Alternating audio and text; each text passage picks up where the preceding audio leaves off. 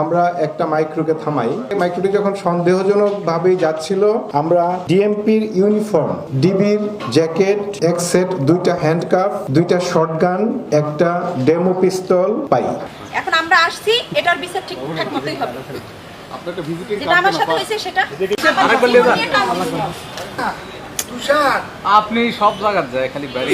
আপনারা জানেন সাম্প্রতিক সময়ে বিভিন্ন ধরনের প্রতারণামূলক কর্মকাণ্ড আমাদের চারিদিকে সংঘটিত হচ্ছে। নতুন নতুন প্রতারণা সংঘটিত হচ্ছে। আমরা এই প্রতারণা এবং অপরাধ দুইটাকেই সমানভাবে অ্যাড্রেস করার জন্য কিন্তু দিনে রাতে নিয়মিত আমরা চেকপোস্ট করে যাচ্ছি। পেট্রোল তো আমাদের নিয়মিত আছেই, চেকপোস্ট করে যাচ্ছি। তো গত রাতের আগের রাতে চেকপোস্ট চলাকালীন সময়ে জলিল চত্বরের ওখানে আমরা একটা মাইক্রোকে থামাই। মাইক্রোটি যখন সন্দেহজনকভাবেই যাচ্ছিল, তখন আমাদের চেকপোস্ট দল, যেখানে Harunur Rashid sub inspector in charge ছিলেন, উনি তার দল সহ ওই মাইক্রোটাকে চ্যালেঞ্জ করে, এবং চ্যালেঞ্জ করার পরে মাইক্রোর যে যাত্রী ছিল তাদের ওখানে একজন মহিলা এবং 3 জন পুরুষ ছিল।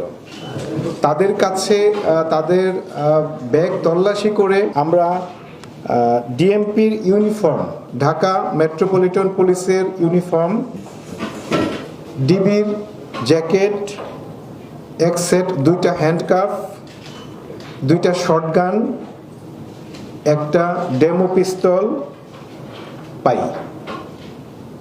এটা থেকে আমরা আশঙ্কা করেছি যে এইগুলো ব্যবহার করে কোনো ধরনের অবশ্যই বড় ধরনের কোনো অপরাধ করবে। আমরা আপাতত এই জিনিসটা তাদের কাছে পেয়ে মামলা নিচ্ছি, মামলা রুজু করছি, এবং তদন্তে পরবর্তী বিষয়গুলো বের হয়ে আসবে, এবং তখন আমরা বলতে পারবো আসলে তারা কোন উদ্দেশ্যে এই জিনিসগুলো সঙ্গে রেখেছিল। তবে সরকারি পোশাক, সরকারি সরঞ্জাম কোনোভাবেই সরকারের অনুমতি ছাড়া কারো কাছে রাখার সুযোগ নাই। এটা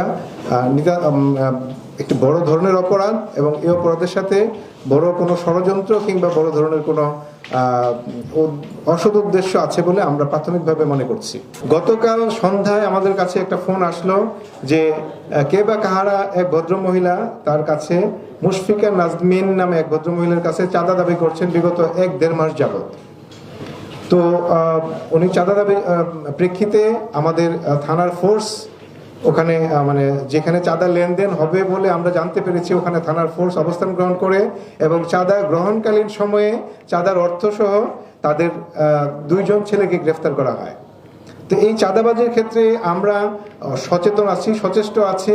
আপনাদেরকে সচেতন থাকার জন্য বলবো। পাশাপাশি আমাদের সাধারণ জনগণ যারা আছে তারা যেন কোনো ধরনের চাঁদাবাজির খপ্পরে পড়ে নিজেদের অর্থ সম্পদ দিয়ে না দেয়। যে কোনো ক্ষেত্রে চাঁদাবাজির কোনো তথ্য যদি আসে, দ্রুততম সময়ে আমাদের নিকটস্থ থানাকে যদি জানায়, আমরা সে আলোকে ব্যবস্থা নিব।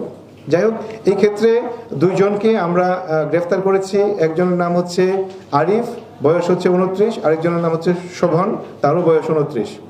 আমরা তাদের বিরুদ্ধে আইনগত ব্যবস্থা, মানে আমরা মামলা রুজুর ব্যবস্থা গ্রহণ করছি। গণ অধিকার পরিষদের পরিচয় দিয়ে, রাইট, গণ অধিকার পরিষদের সদস্য পরিচয় দিয়ে তারা চাঁদাটা দাবি করেছিল।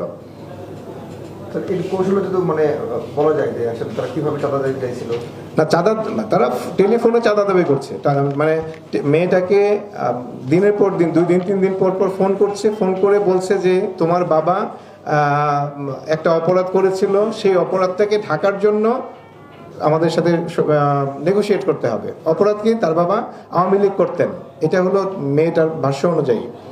তো আওয়ামী লীগ করা কোনো অপরাধ না। যদি কোনো মামলা মোকদ্দমা না থাকে, সেই ক্ষেত্রে তার বিরুদ্ধে কোনো আইনগত ব্যবস্থা গ্রহণ করার সুযোগ নাই। আমরাও সেটা করি না।